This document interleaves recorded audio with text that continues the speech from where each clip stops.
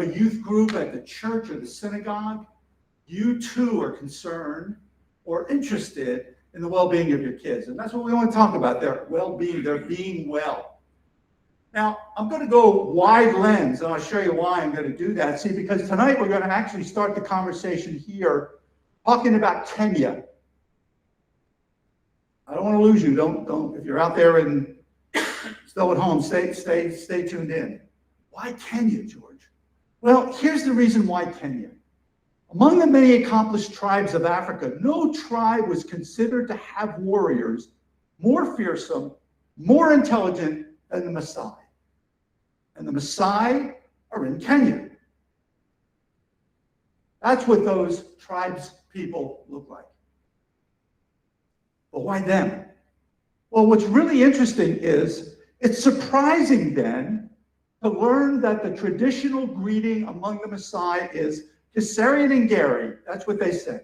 Whenever they pass each other to and from the village, they always greet each other with Kisarian and Gary. There it is. How are the children? That's the greeting. Not how was the hunt this morning, not how are things going in the villages, and how are the children?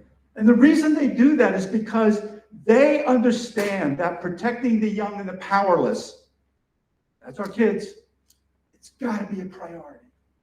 Other stuff can get in the way, and we'll talk about what that is too. But what we know is that our priority must be the kids, that the Maasai people have not forgotten their reason for being, their purpose, their responsibility, because human babies cannot grow up without strong and healthy human adults. We're the only mammal that our babies need protection right out of the womb. You know, you watch, nature films and you can see these other animals, these other mammals kind of getting up and moving on. Not our babies. Our babies need us from in utero really through the rest of their lives in different ways. The greeting acknowledges the high value they place, the well-being of their children. They recognize that the tribe cannot be well unless the children are well. Even warriors with no children, they'll always give a traditional reply. And that reply is this: all the children are well. How are all the children? All the children are well. Well, what would your role be and my role be as parents, as educators, if throughout the day we remember to ask ourselves, how are the kids? How are the children? How might we define our purpose of being if we first consider the emotional well-being of all of the children around us? Of course, you're going to focus on your children first. I would expect that. Your children expect that. But did you realize, too, that the healthier the children are in your neighborhood, the healthier your child is? But the healthier all the kids are at the elementary school, all the children benefit, including yours. At the middle school, at the high school, if we pay attention to all the children, we create environments in which all the children are well. Ask yourself the question, are all the children well?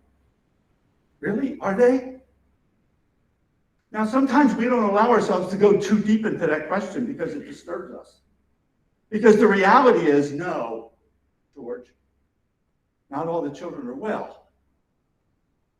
And if I were to be honest with you, my own children aren't always well.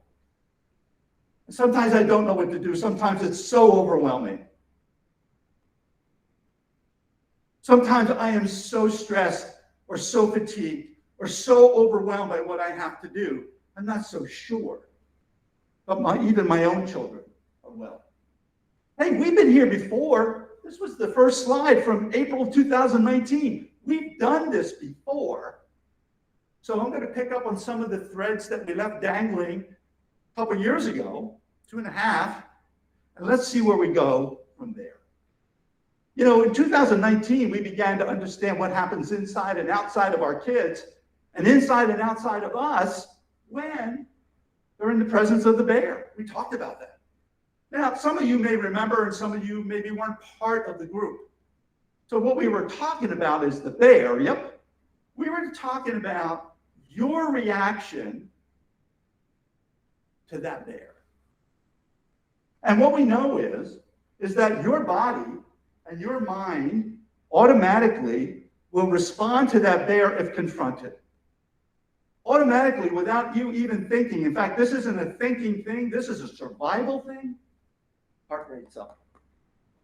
Respiration is up. Pupils are dilated because now you're scanning and looking for exits. The blood is pumping really fast in your body because you may need to fight the bear or you may need to run away.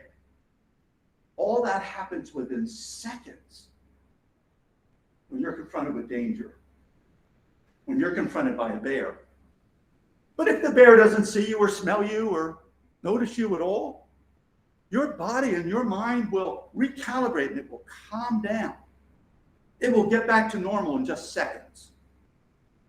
I don't even know all of you, but I know how your body would be and your mind would be in the presence of the bear. See, in the presence of any danger, we will do anything to survive. We'll violate the rules. We'll be obnoxious to adults. We'll be disrespectful. If we feel threatened, we will do anything to survive. And although that's hard for us as moms and dads and educators to always manage, I'm thankful that's a truth. Because what it means is if we understand kids' responses to perceived danger, we're better able to create environments in which they can be more relaxed and more plugged in. See, we talked back in April of 19 of how for some the bear might live in the home.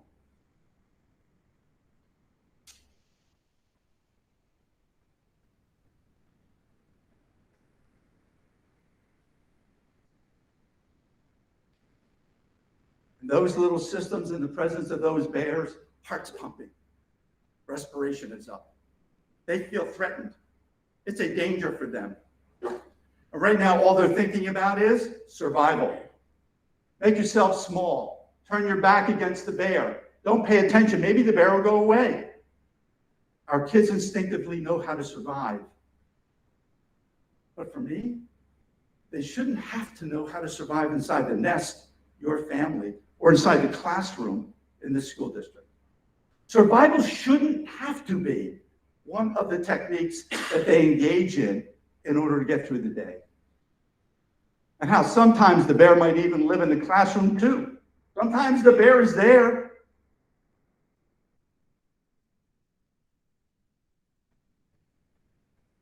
You know, in 2019, we also talked about the effects of toxic stress on our babies.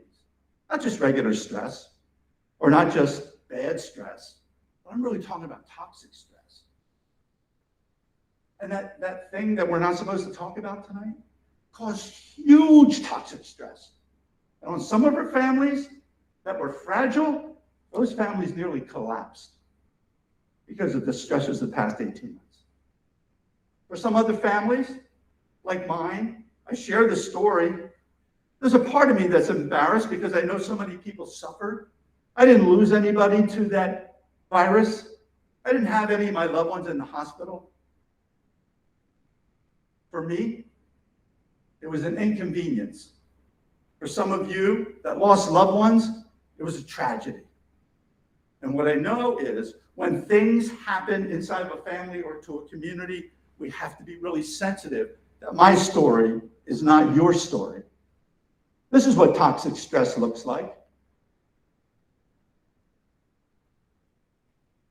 Overwhelming headaches, belly aches, as the body holds on to the stressors caused by the bear or other circumstances. Of our babies growing up, not ever feeling good enough, smart enough, fast enough, athletic enough, pretty enough, always looking to survive.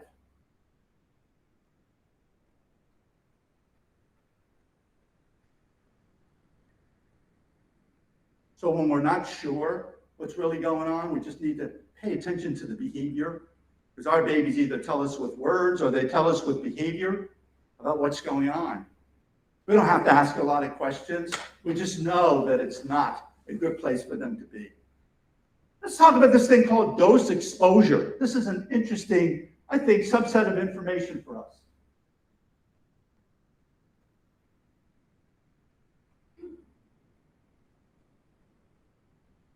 So lots of things have poisonous qualities.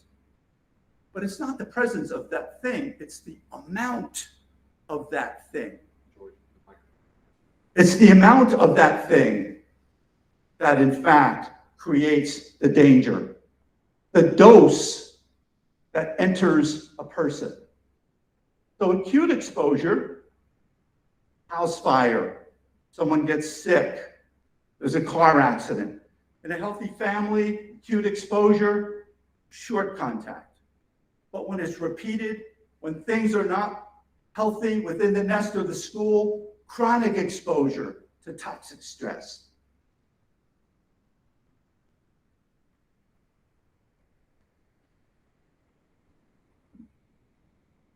So the amount of stress that you can tolerate is usually a whole lot more than the amount of stress a kid can tolerate.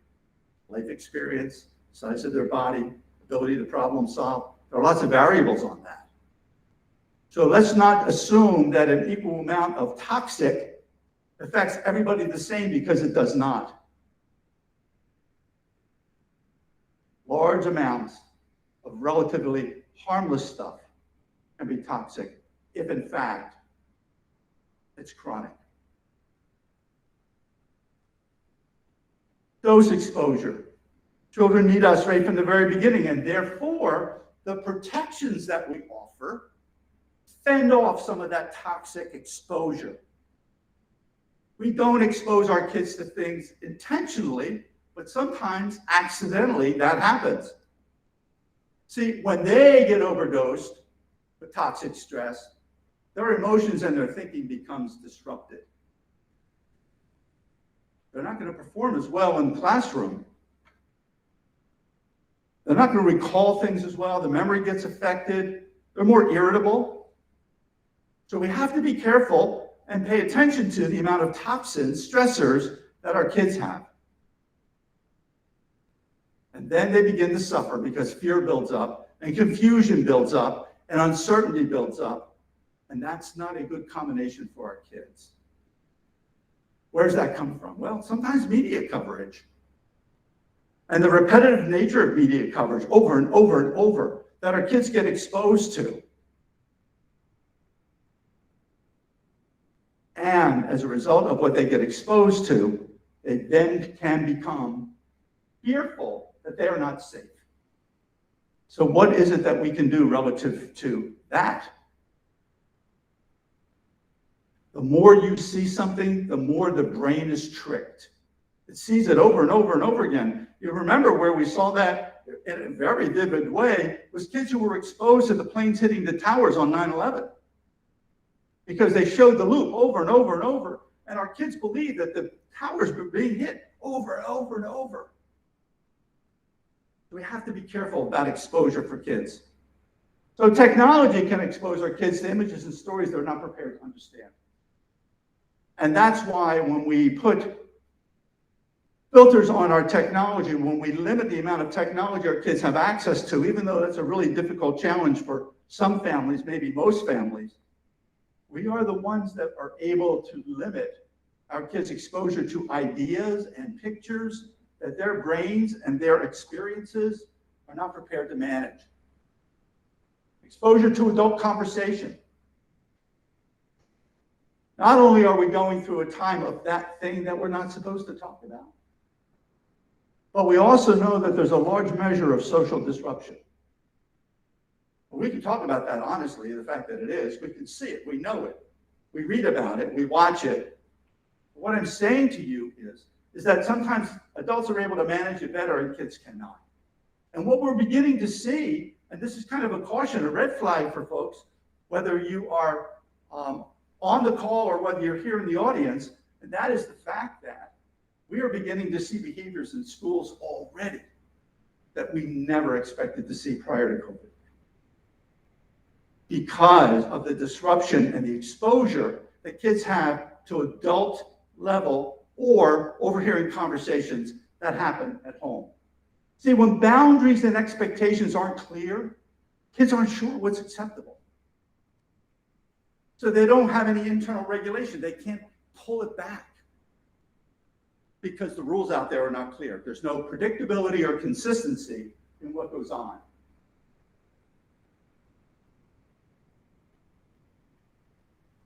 Here's what the classrooms are doing for the children that you return to school. They're creating environments of safety and predictability to help your kids get re-regulated. Because throughout COVID, kids became very dysregulated. The adults became very dysregulated. Everything that all the structures that we were used to no longer existed. So now the schools, among a lot of other good stuff they do, is they bring boundaries, consistency, and predictability. The question is, has your home readjusted? We'll talk about routines, for instance, in just a minute. Has your home readjusted? Have you been able to recalibrate ways of being together that existed prior to COVID? Is that your home? For administrators who are here, is that your school? Is it predictable? Is it reasonable? Are you patient? Are you aware of Maslow's hierarchy of needs when you talk about we want to make sure kids are, in fact, ready to learn after the disruption to their social lives? Is that your school? If you're a teacher out there, is that your classroom? But I'll make it more personal for those folks here in the audience and for those of you out there. How about in your presence? Are you regulated enough? Are you predictable enough that, in fact, kids rely on you to understand where the boundaries are? Or are you one of the bears? So what do our kids worry about? Here's some research that talks about children. It'll vary differently from preschool to elementary, middle, high school. But number one, in school, they worry about grades. They worry about doing well. A large majority. Some kids are preoccupied with other things, other feelings, and other thoughts. That's absolutely true. And fortunately, there's an SEL approach, a social emotional learning approach to that wraps the curriculum in a way of being able to nurture social interaction. They do worry about family conflict. They carry that with them. They worry when moms and dads are separated or divorcing. I'm not saying it's good or bad. That's a conversation for another time. But what I am saying to you is your kids worry. If it's a single parent household, a mom and dad has left, a mom and dad has died, there's always that fear, will this other parent that's with me, will they leave? Or will they die? Because our kids are fragile. They need adults with them to shore them up. They worry about peer relationships. They want to be a part of, not apart from. They don't want to be marginalized for any reason. They don't want to be marginalized because they're too smart, not smart enough, too tall, not tall enough, too thin, not thin enough. They don't want to be marginalized for any reason. They want acceptance. They want belonging. And belonging is a critical attribute for human beings in order to reach self-confidence. They have to feel safe and they have to feel connected. They worry about social and economic conditions. Maybe it's because of too much exposure. Check that in yourself. Check it in yourself on whether or not the conversations at home about finances or abilities to pay bills is too much in the face of your kids, which adds to their worry. When adults harbor fears, when they can't protect their children from it, we have to learn to manage our own fears in order to our children to manage theirs. Our fears, our worries, if there are no rules about how we interact in our relationships, then our kids become very, very concerned. This is about parenting out of your fear. This is about worrying of sending your kid to the bus stop because something could happen. This is about waiting outside or looking in classroom windows or down the hallway to make sure your kid is okay. Parenting out of fear. And when we parent out of fear, our kids absorb that and then they respond accordingly out of fear. But what about change, right? What about healing? For us here tonight, outside or inside, the more we can work together, the more we focus on the adults, the kids will be fine. We really don't have to do a lot of focusing on the kids. Did you ever notice that when there's a fire drill, you all experience fire drills, right?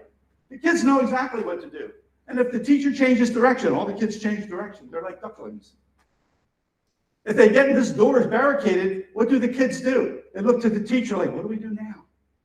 It's okay, she says. He says, let's go this way. All the kids will go.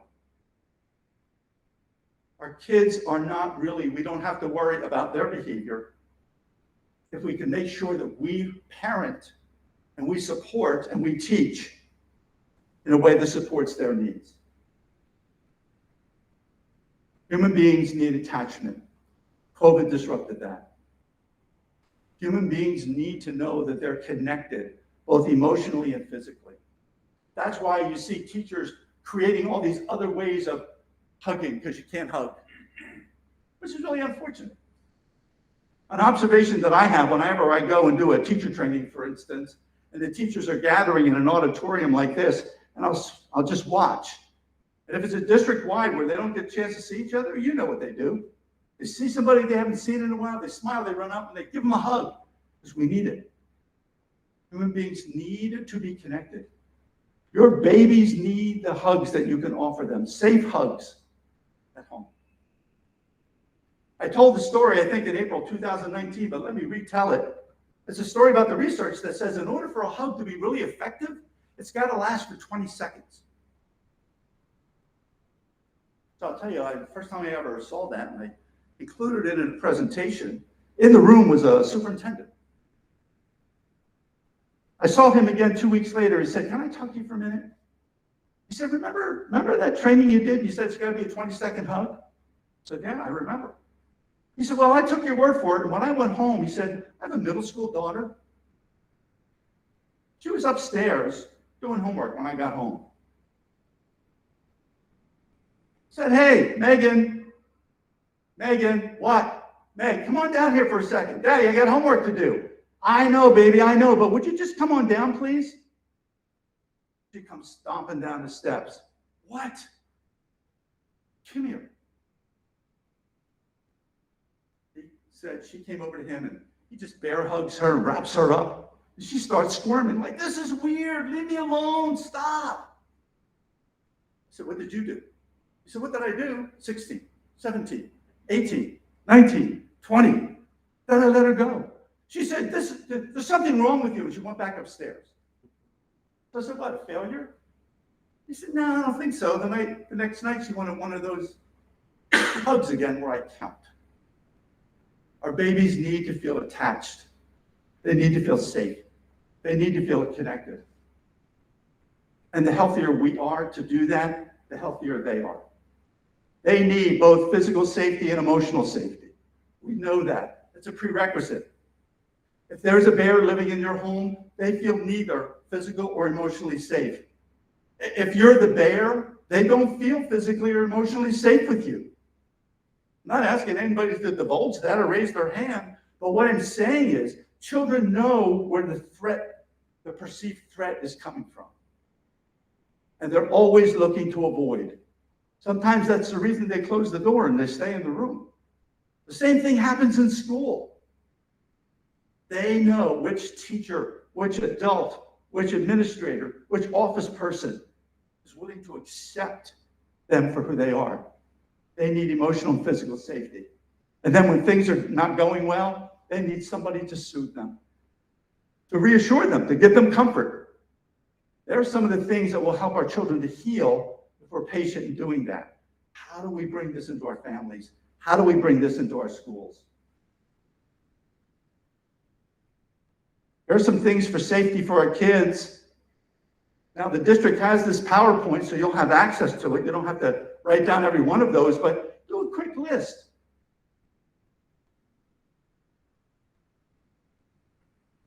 I want to stay right here on this. This will come up again later in a few minutes.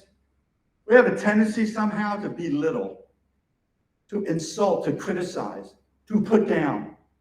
Yeah, we do that. Sometimes we do that and we don't even realize we're doing that. But the issue is, how do we avoid shame and embarrassment? Is that a big deal? Well, let's test it out. So, while you're here and while you're out there thinking, spend just a moment and think about the most embarrassing thing you've ever done. Think about that. Is anybody willing to share what that is? Of course not. Nobody's willing to share embarrassing things, but somehow we call our kids out on it all the time. And what we want to do is we want to avoid this because it gets in the way of well-being and development. So let me just pause. Let's see whether something has come in on the chat. Nothing on the chat. I have a microphone too for anybody here. Anybody want to ask a question? I have one, but I'll wait. You didn't tell me you were going to ask a question. All right, yeah. So, as a school district, I'm really happy to. I'm not happy to hear what you said, but we have seen as a school district over the last 2 months, definitely some of that sort of like kids need to learn how to do school again, and it not only in the classroom but in behaviors. And in a world where we adults, myself included at home, that I'm thinking about, whenever I've heard you speak, I always like self-analyze myself in the home with my kids. Good for you. And I'm so glad it's not videotaped and so glad it's not shown here. But with that being said, it's amazing to hear some of the things kids are saying. We've had a huge rise in discrimination stuff, a huge rise in comments about sexual orientation. And it doesn't surprise me in the sense of what you're saying, because that's what's out in the public too. Exactly. And in your experience, when you have these traumatic events and these traumatic situations over the course of years, is there, obviously every kid is different, but how long does it take to sort of bring them back to get to know school? Kids want to please us. They love it. When you as an adult, whether you're a mom or dad or a teacher, when you are proud of a child, you can see them puff up. They love it, like, give me more. So if you're a trusting adult, if you are a trusted adult, and you can connect with a kid, you can have a really good sidebar conversation about a comment made or a pattern of behavior you see. And what you can let the child know is that you know, and that you know it's disruptive, and it's even disruptive for them. So on an individual basis, Mark, on a one-on-one, as long as you're consistent, and that discipline is to teach, not to punish, and we'll talk about that in a second, kids learn that the behavior at school is expected to be different than perhaps the behavior at home. How do I know that? Is your behavior at home or at work different than your behavior at happy hour? Probably, because the rules are different. So you respond to the environment. Kids can do the same thing. And when they're treated respectfully, when you're able to have those conversations without shame or embarrassment, in fact, there's a really cool exercise called a 2x10. A 2x10 says to a teacher that for 2 minutes, 10 days, you take a child aside and you get to know them. You don't talk about schoolwork. You don't talk about how well they're doing or they're not doing. What you want to know is about them. If you build a relationship in 2 minutes over 10 days, one of the things that happens is performance goes up and discipline goes down, because that's the personal relationship. If in fact you come off as a bear, it'll take much longer, right? Because they will get entrenched, they will get stubborn about it, or they will continue to push back because they are threatened by how you present yourself to them. So how long? Sometimes it depends upon the kid. Now, it will be harder if, let's go the easier first.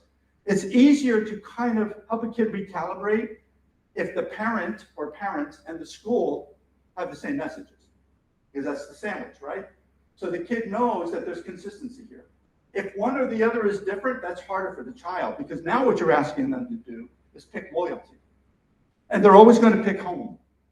Kids are always loyal to the parents regardless of the quality of the parenting, unless they can develop a reputation for themselves at school where they get your accolades or the principal or the teacher or another kid even, where they build a friendship. Is it possible to come around? Absolutely. We're very adaptable. Change comes for us as adults. Change can come for our kids. Change comes with our kids when we decide the change needs to come. So yeah, it can change.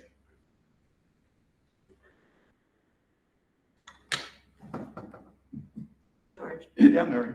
So we talked about the bear, and one of the concerns that I have at home, which we are able to monitor, but I don't think it happens across the board, is social media.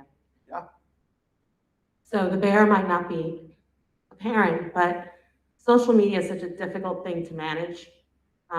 Even with curfews and taking phones away, because I can be doing that at home, but then they come to school and friends are talking about everything and anything. And I think that my worry as a parent is, how do I manage that? Because social media to me is one of my biggest concerns when it comes to my children feeling like they can't control, fear for what could be happening. There are so many different examples of that out there. And then just the influence that that has on their peers. So it's a really big concern, and I struggle with that on how to navigate social media at home, and also from the perspective of them coming home with what they've heard because they haven't seen it with their peers. About 10 or 12 years ago, I was convinced that Facebook was a phase and it was going to go away. And what we know is social media will be a part of our culture and the next culture. It'll morph into different kinds. So one of the things that we know is that it will exist. The biggest defense you have, unless you're going to follow your children around, which is not healthy, not my recommendation, is in fact for them to know where you stand on it. And that's not a quick change, but this is who we are, these are the principles we follow, this is how we treat people. You're going to be exposed to this or that or the other thing, and that's going to put you in a position, sweetie, where you're going to have to make a decision about who you are. But as long as your kids are coming back to the nest, that's where you have a chance to polish them again before they go out the next day, right? So if kids believe that if they share something with you, they're going to, quote, get in trouble, then they're not sharing it with you. If their kids believe that if you know what they've done, they're going to get your yucky face of disappointment, then they're going to lie and they're going to not share it. So the issue is they'll do some of that anyway because they're trying to figure out where the boundaries are and how they navigate life. But the biggest asset they have is who are the adults in the nest on their side and the conversations that they have about that. We're going to talk about discipline because discipline is also a really big factor. So yes, that is a worry. You can, in spite of the fact that we don't want to dump our worries on kids, you can say, in all honesty, when I kind of let you go to school in the morning, I do worry about your well-being and your safety because you matter to me. I love you. Stuff happens. So when you come back at home, we can have a sharing around dinner. In fact, how many of the families out there or here have dinner together? It used to be a regular thing to do. Dinner together is powerful. The research says that your kids will resist a lot of the temptations in life if, in fact, there's just a regular dinner time. And it's not a time for you to question them. How was school? What did you do? What did the teacher say? Did you make anything? What's your grade on that? They're not looking for that. They're looking for you to share so that they can hear about that adult world And then they're more likely to share, so that they share with you something where you say, wow, that sounds really interesting. That's really cool. Really nice conversation. That's part of the defense. George, just one more comment, one more question. Okay? All right. One more question before you go on, George. Can you speak to how our current classroom environment contributes to trauma and fight or flight?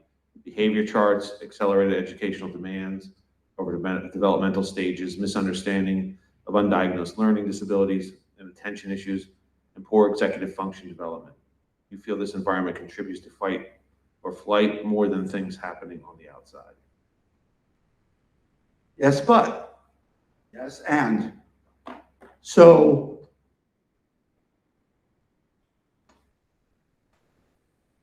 the executive functioning part of the brain is critically important to well-being.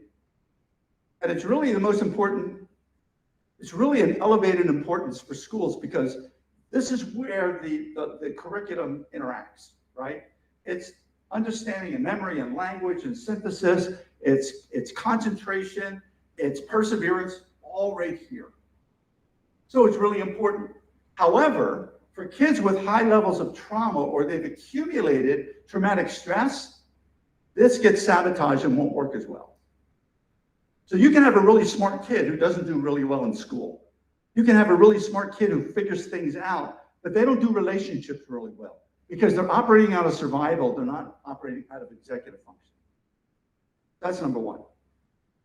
Number two, depending upon the classroom and depending upon the school and depending upon parental expectations, school environments should be balanced. There should be enough time for this, also have enough time for this. And what this means is self-soothing, self-regulation, how to calm oneself. Because let me explain something to the folks out here and the folks in here. We actually have control over our heart rate and our respiration. And when our body is calm, our mind is calm. And when our mind is calm, this works really well. But you have to be aware of what your body is doing. And you have to be aware about the thoughts that are happening. And you need a little bit of guidance to get started. But we can help self-regulate even when our anxiety is getting up, rising. Some classrooms in this balance, they will begin every day with a little bit of breathing. Because breath actually is the antidote to stress. When you can regulate your breathing, which we can do, when you regulate your breathing, you calm your body. And when your body is calm, your mind has an opportunity to light up again and be calm. So, some meditation in the morning, some deep breathing in the morning, some sharing in the morning, all of that work together, in fact, then helps to create learning environments in which the kids operate optimally. Does it work?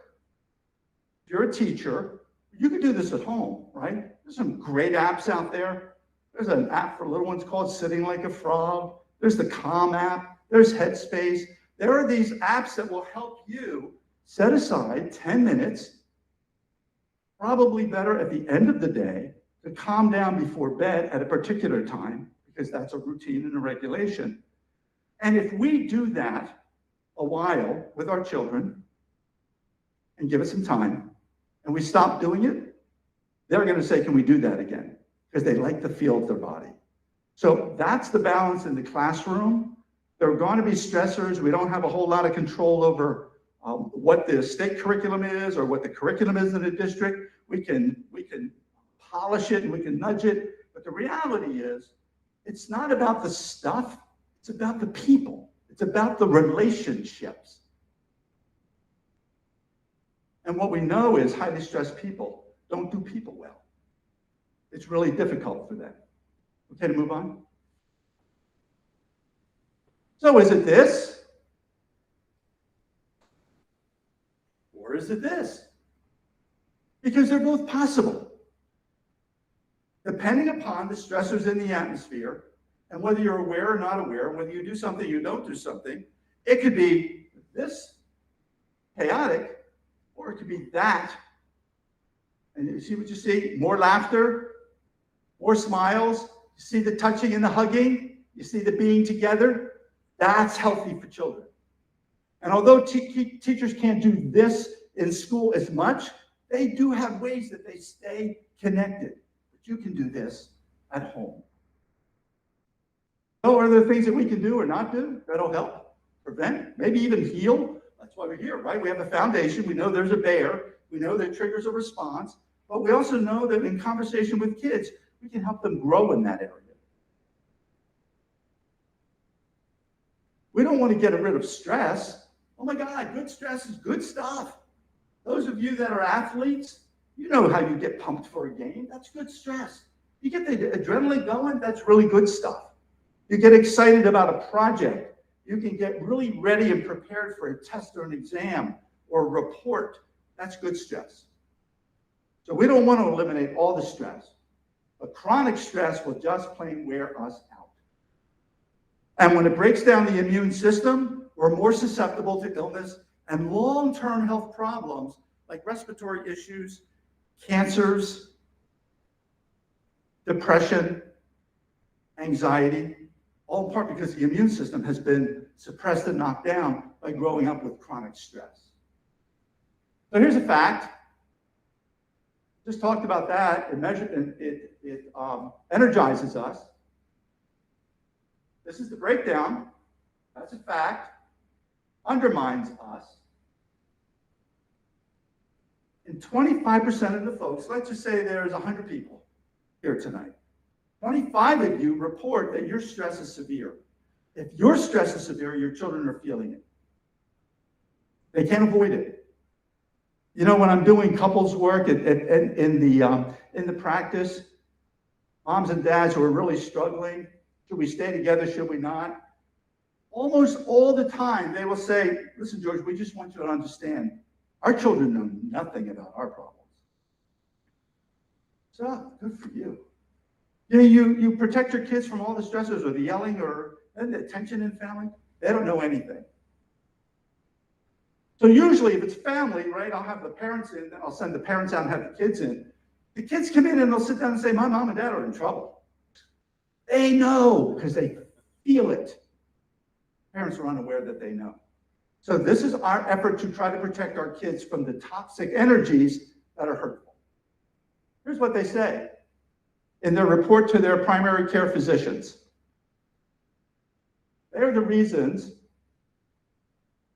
2/3 of people that go and report to the doctor will tell you they have these things.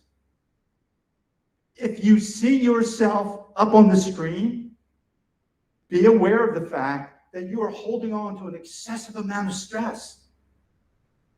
Headache and gut pain, diarrhea, constipation, this chronic fatigue. The reason I included loss of libido, sometimes that's the only thing that motivates some people to do something about their stressors. Say, oh, really? You mean because I'm stressed? Yeah, that's a factor. And that your sleep is disrupted. I'll talk about that in a second. This is what's going to happen to you or to your children when the negative stressors turn toxic and they accumulate in the body.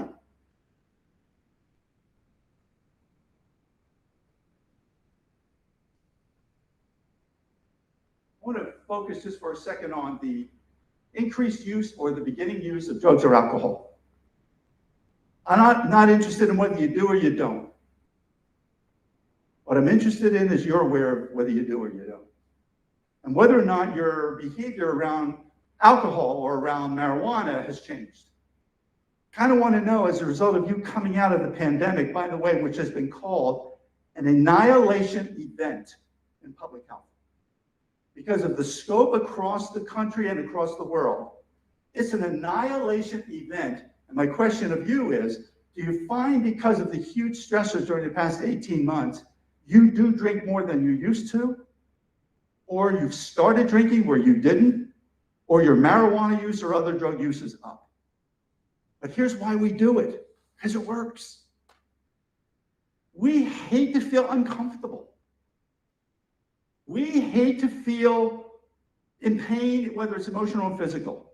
And therefore, we will do whatever we need to do. And we prefer it happen quickly. We don't want to do the long-term stuff, which is usually healthier. So what we will do, and what our kids will do, is they'll begin with the drugs and the alcohol.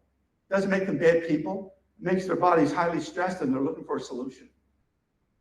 And when we understand that and have a good conversation with our children or our partner or our spouse about that, we can actually make some changes in the way that we live our lives.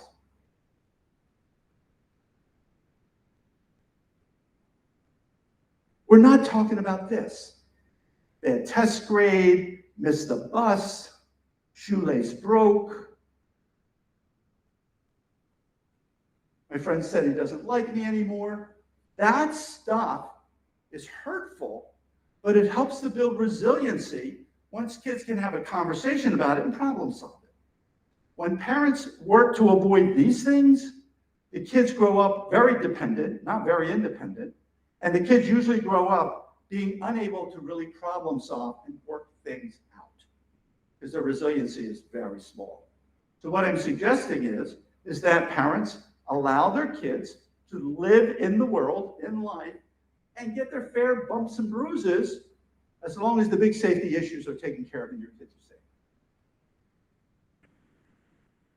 I live in a very safe neighborhood, I think, at least from my perspective. From somebody else's perspective, maybe not so.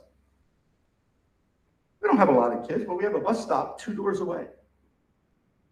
And I'm always amazed about the number of cars that pull up, not to drop their kids off at the bus stop, but to wait in the car for the bus to come. Now, maybe really cold days or really snowy days, maybe. Really torrential rain days, maybe. But the reality is the kids don't have an opportunity to be without supervision even at the bus stop. And I even noticed that some of the parents, if they're really worried and fearful, they'll be videotaping interactions between kids. That's not an opportunity for kids to get an identity, work through things, learn people. Yes, they can report, they can seek help. We want to teach them to seek help. We don't want to eliminate all the opportunities for them to do that.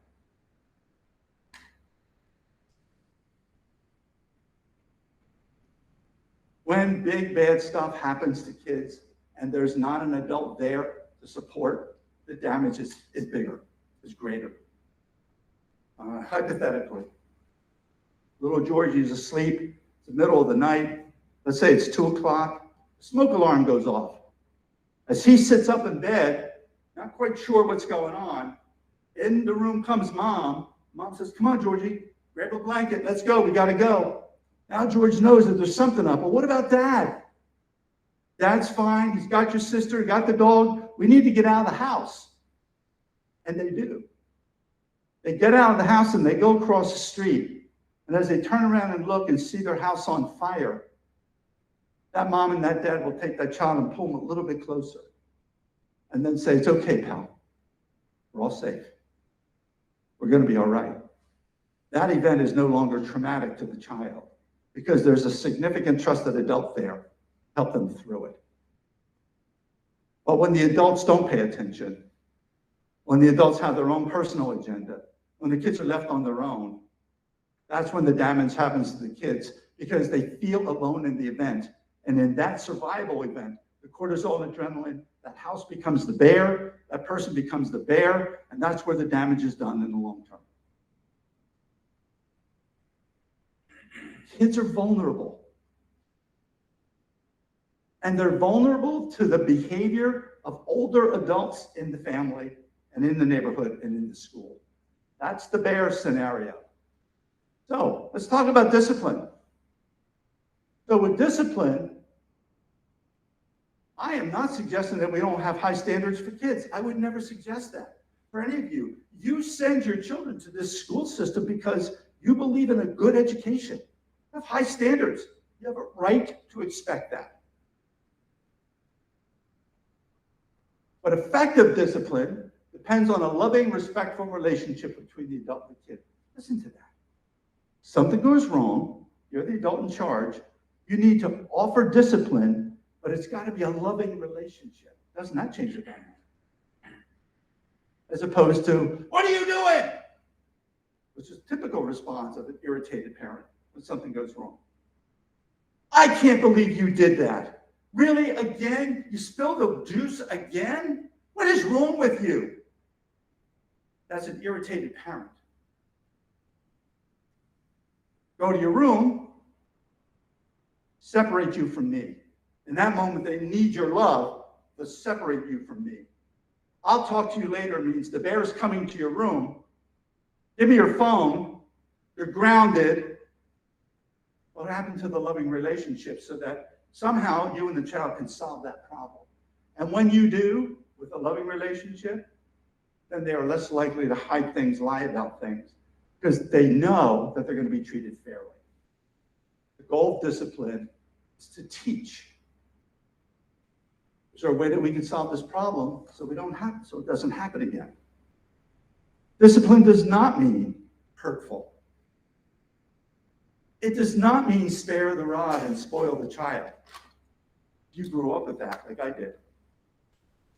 Which is really convoluted anyway, right? The reality is the rod in that is the shepherd's rod. And the shepherd never beat the sheep with the rod. They use it to guide the sheep, just like discipline is about guiding and teaching and giving other ways and being patient so that you can bond, connect with the child for change. So these are basic principles of discipline. I don't need to say them to you. I'll just show them to you.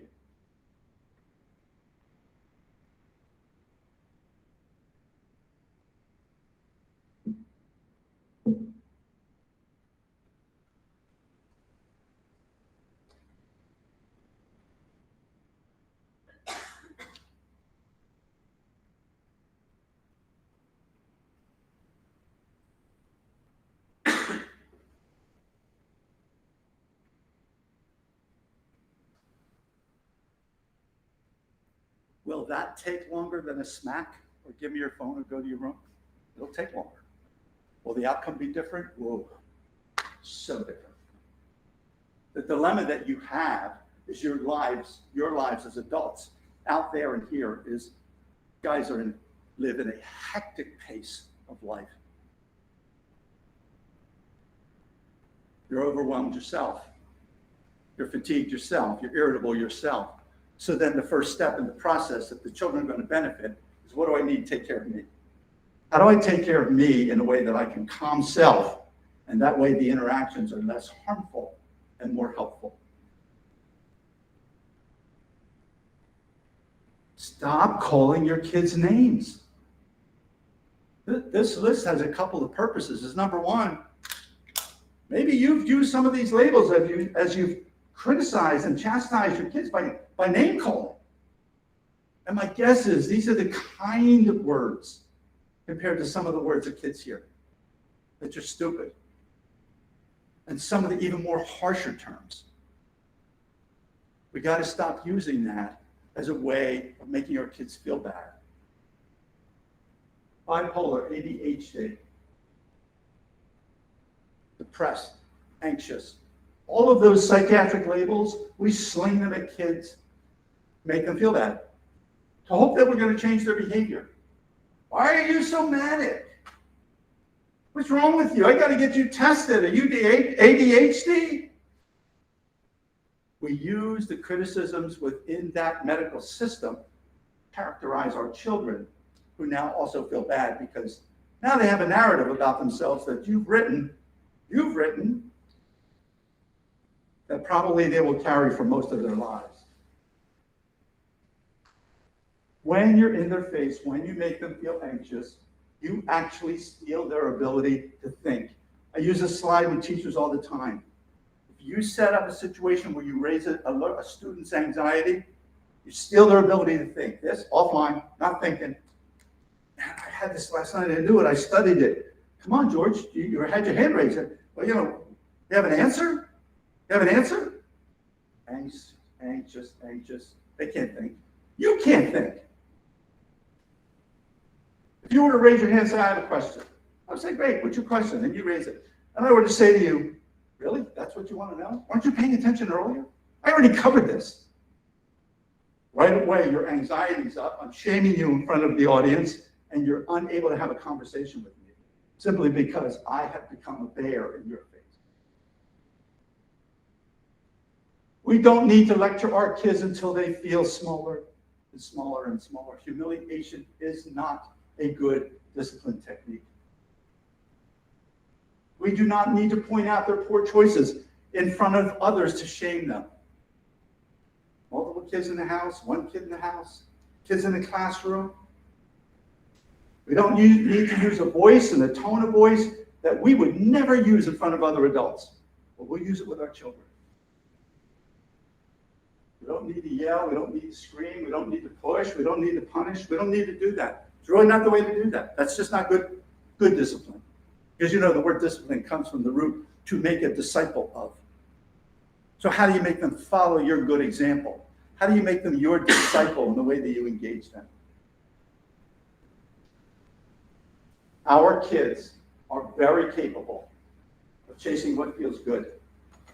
And that doesn't mean everything needs to be happy all the time. Certainly not. Life is not like that. But in your relationships with them, can there be consequences? Of course they can. But the shaming and the sabotaging creates wounds in your children that take a very long time to heal. Here's what they do need. Remember dose exposure? They need limited. That has to be limited exposure to them, whether it's the internet or whether it's your discourse or whether or not you're home at the dinner table complaining about the superintendent of schools. That's your stuff as adults. That need not be their stuff. What I'm hearing is sometimes kids are coming to school feeling empowered to be disrespectful because conversation at home is disrespectful. And they're loyal to home. I don't have to listen to you. I'll come when I'm ready. I didn't do that. You're picking on me. I'm telling my dad. So what we don't need to do is get engaged in those kinds of bouts because the kids are picking up on a tone from home. Routines. They were all dismissed during COVID. Sleep routines, gone for the most part. Dinner routines, gone for the most part. It was quick and eat what you can. Go to bed when you want to, get up when you want to, as long as you're on the screen to do what you need to do. And whether that was the parents or the kids, all of the predictability of the family got disrupted. For many families, not for all families. If you said we got to figure out how to do this, kids in bed at a time, up at a time, we're having meals, even if it's 3 nights a week, this is what we're doing. We'll figure it out. Together, we're going to do this as a family. Kids are healthier.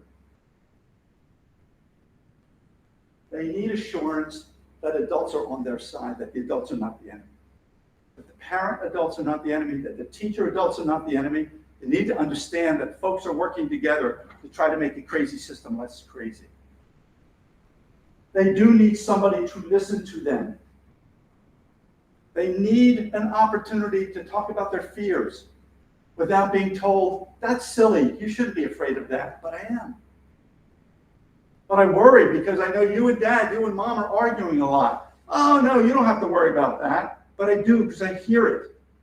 How do I have an opportunity to talk about that? I don't need to know all the details, but I do need to be reassured that everything is okay. And never forget this fun, play, and laughter. We got to have lots more opportunity for that. And that's one of the coming back things for school, right? It's an opportunity when stressors are high. The more we move our body, the more we laugh, the more we have fun, the more that we get rid of stressors. Then we're kind of ready for an hour or two of instruction, part of the transition. I've already talked about this: sleep, eating schedules, exercise schedules, family activities.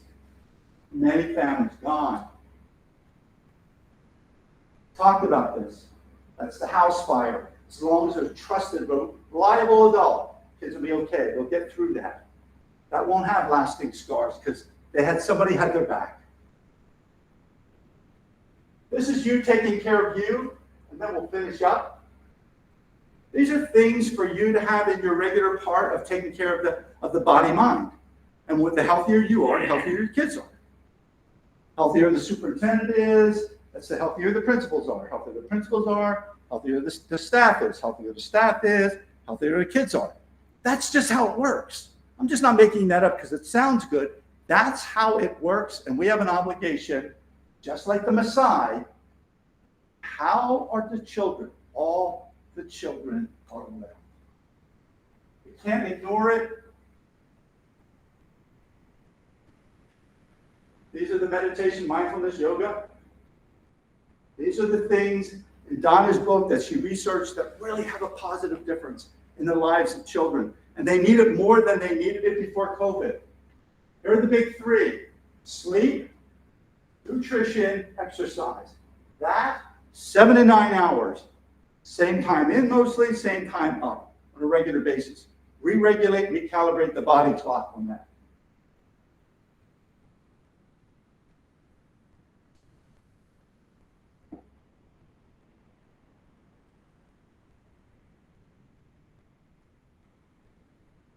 Remember, you matter to somebody who really, really needs you. We don't know the end of this. It's too new, too raw, too young. The data's not out. It'll come out. We'll learn more. We know some things. We're maybe a little premature in labeling it, but we'll know some things. But more and more and more, this was too big and too deep to have no effect. But we're adaptable. That's the beauty of us. We are adaptable. Final comments or questions?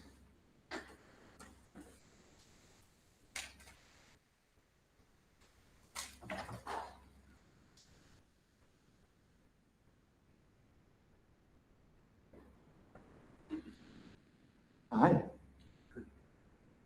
Final comments or questions?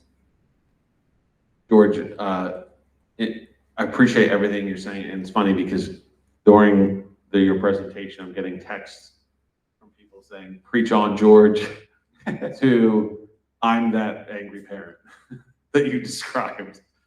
So, kids will stress us out, no doubt about it, and We stress them out. And we stress them out as well, which I think is really a great part of your message here, is that we as adults have to sort of self-analyze ourselves when we're having those things. What are some things that you, like, in your mind, work? Like, what is the first step? If you're a parent who gets easily aggravated, gets easily frustrated with your kid, what do you think is the first step? Is it individualized for each person, or is it something that a technique that works? Before you worry about whether you're doing something wrong, just take an account of self, right? That's number one. Are you getting enough sleep?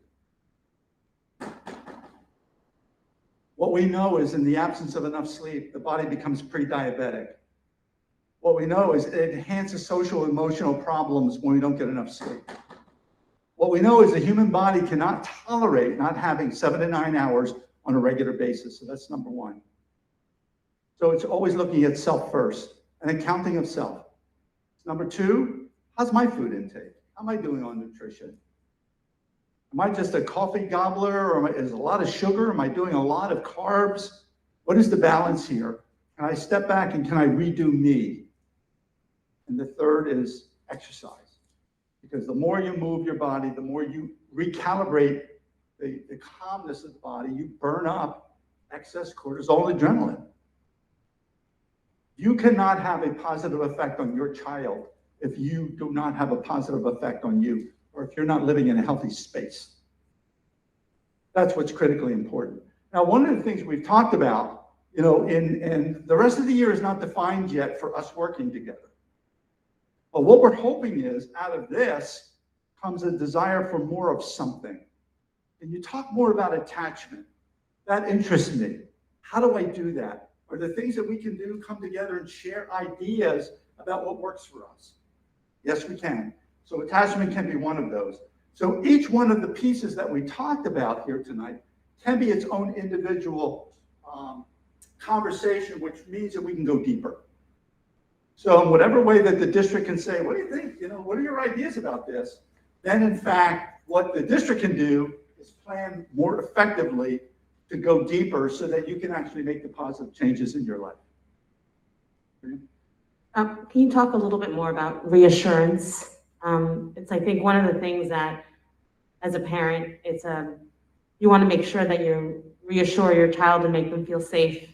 But at the same time, there's an honesty variable to reassurance, because where we're living right now, I mean, thankfully we're all safe, but to your point, we don't know the lasting effects of COVID. So being honest and reassuring at the same time, how do we balance that? Well, because you're not assuring or reassuring safety, because you can't. But what you are reassuring is that the adults will look out for you, that the adults will have a system in place to keep you safe, that mom and dad and the teacher, mom and dad and the principal will always work together for you. So it's what you can assure is that I will always be here. Yes, somebody could die. I don't want to go there at that point right now. That you can rely on me. I'm your advocate. I'm going to be connected to your teacher on your behalf. And that's a reassurance that the adults are looking out for me. If something does go wrong, the adults won't ignore it. That if something does go wrong, I mean, hypothetically, I could suggest, let's take something that we know happens out there, that there's an instance of bullying on the bus. That what we know is that there are things in place for us to investigate that. Now, there may be a parent out there that says, well, I think anybody who bullies my kid should be thrown out of school. I don't. I understand from a parent's point of view why you want to excommunicate somebody or jail them. I understand that. I don't. Because in restorative practices and the idea of restoring relationships, here's a concept that I think you should know. When we talk about hurt, we talk about a rupture. Let me back up a step. We get hurt in relationships. Emotionally, we do not get hurt unless we engage somebody. Kid to kid, kid to adult, doesn't matter. We get hurt in relationships, but we heal in relationships. And that's where restorative practices come in.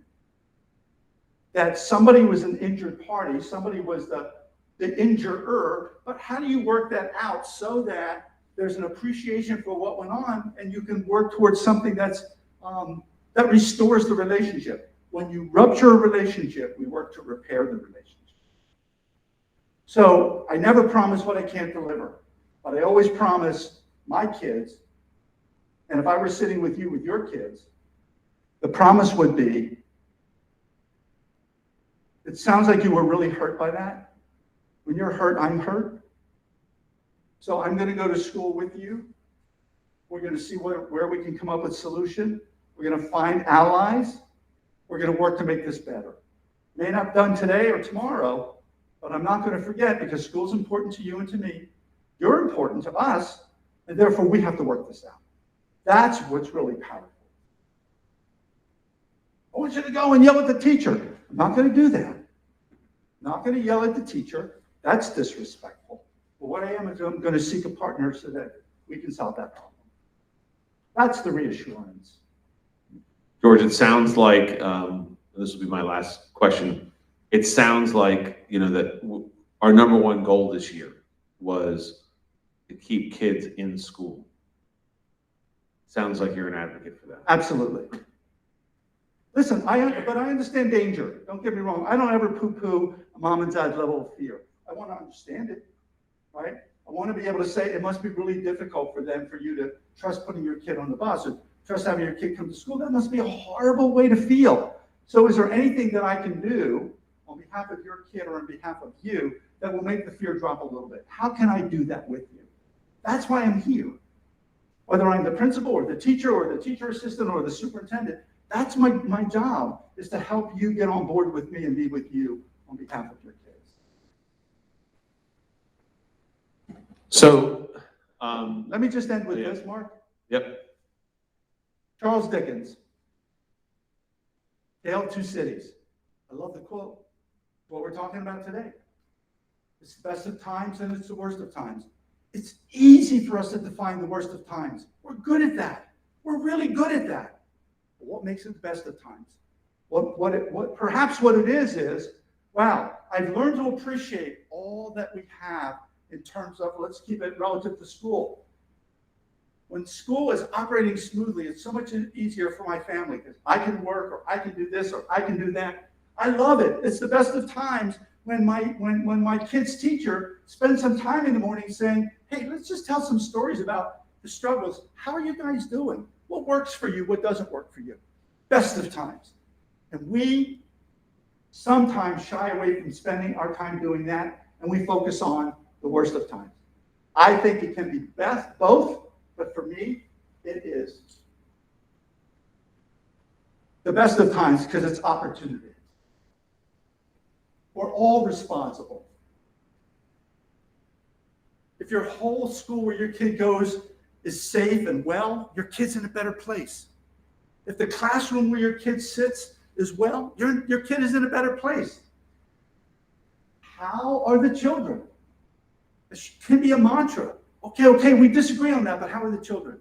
Well, I don't know that I want the school board to make that decision, but how are the children? Okay, my kid is not doing well in school. Could you help me understand that? Because I want to know.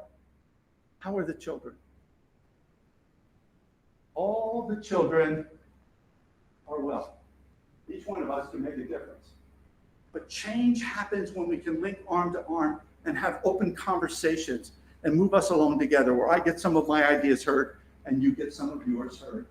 Go make a difference. You'll get this PowerPoint. There are the apps we talked about. There are some books that I think are just outstanding to understand kids. Love this one. That's where the bear story came from. You'd also like to check her out. You can see her either YouTube or TED Talk, A.D. Burke Harris. How do we create sanctuary in our homes? How do we create sanctuary in our classrooms? How can we discipline with love? Because if we don't, nothing changes if nothing changes. George Scott, everyone. So George, thank you so much. And I think as a district, one of the things that we're excited about is to continue the conversations with you, and certainly it's our job now to try to figure out what that next conversation will be, and we'll find ways to reach out to the community and get that information. And I'll just add to this, one of the things that, as human beings and as administrators, and I was talking this about before, is that there's stress on everyone. There is just traumatic stress in everyone's life right now, it seems. And I know from an administrative perspective, one of the things that we're focusing on is, in a time where there is so many stresses and there is so many sort of turbulent opinions and energy around things that are controversial, as administrators, it's even more important now that we're able to find some type of joy and some type of passion in the things that we're doing, because if we're not the joyful leaders, if we're not the passionate leaders, then who is going to be? And so our schools need to continue to be joyful places for kids to go, and our teachers need to know that we love them and care about them, and our parents need to know that we care about their kids and would do anything for them. So these are the things that we're working on for ourselves as administrators, because we also are more stressed, more anxious, more affected by this as well, and as are our teachers. It's one of those moments where the whole topic of stress and traumatic stress is present in all of our lives, and it's so more important now to be able to step back, recognize it, and then do things to help our kids. So thank you for everything you did. All right, everyone online, thank you for being here. Everyone here, thank you for being here. Stay tuned for more information about our series, and again, thank you to the PTA for their support of this and helping to make it happen. So have a great night.